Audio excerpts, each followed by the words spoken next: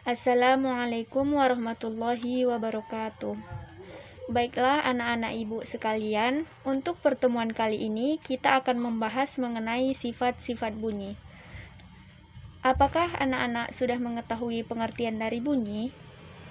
Di sini ibu akan menjelaskan bahwa bunyi merupakan gelombang yang perambatan arahnya sejajar dengan arah getarnya. Bunyi dapat terdengar jika memenuhi syarat sebagai berikut.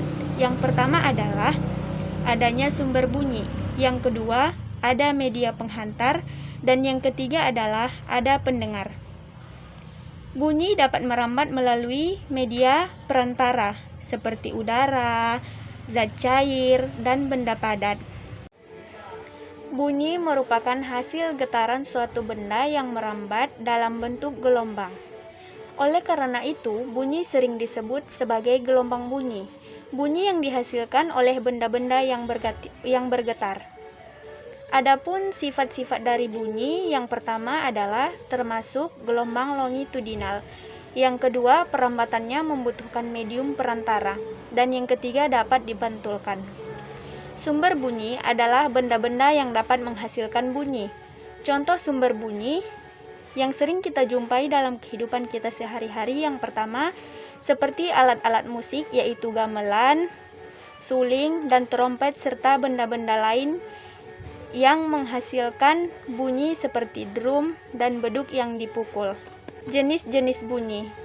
Jenis bunyi berdasarkan frekuensinya, yang pertama adalah bunyi infrasonik, yaitu bunyi yang mempunyai frekuensi yang sangat rendah, yaitu kurang dari 20 Hz. Bunyi infrasonik ini hanya dapat didengar oleh hewan seperti kelelawar, anjing, jangkrik, dan kuda. Dan yang kedua adalah bunyi audiosonik, yaitu bunyi yang mempunyai frekuensi dari 20 sampai 20.000 Hz. Bunyi ini hanya dapat didengar oleh manusia. Dan yang ketiga, bunyi ultrasonik adalah bunyi yang memiliki frekuensi yang sangat tinggi, yaitu lebih dari 20.000 Hz. Bunyi ini hanya dapat didengar oleh hewan lumba-lumba. Seperti yang telah kita ketahui, bunyi merambat melalui medium perantara, dan bunyi merupakan suatu gelombang sehingga bunyi mengalami pemantulan. Adapun jenis-jenis bunyi pantul, yang pertama adalah bunyi yang memperkuat bunyi asli. Terjadi apabila sumber bunyi mempunyai jarak yang sangat dekat dengan dinding pemantulannya. Yang kedua adalah gaung. Gaung adalah bunyi pantul yang terdengar hampir bersamaan dengan bunyi asli, sehingga ini terpantul secara berulang-ulang. Yang ketiga adalah gema, yaitu bunyi pantul yang terdengar setelah bunyi asli. Yang keempat yaitu nada, adalah bunyi yang mempunyai frekuensi yang teratur. Yang kelima, desah, yaitu bunyi yang memiliki frekuensi yang tidak teratur.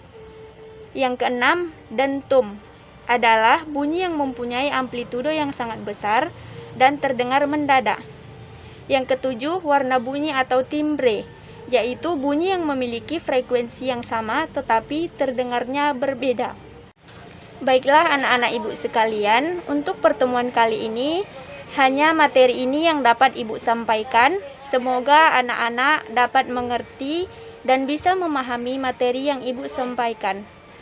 Apabila ada kekurangan dalam penyampaian ibu atau yang kurang jelas, ibu mohon maaf. Assalamualaikum warahmatullahi wabarakatuh.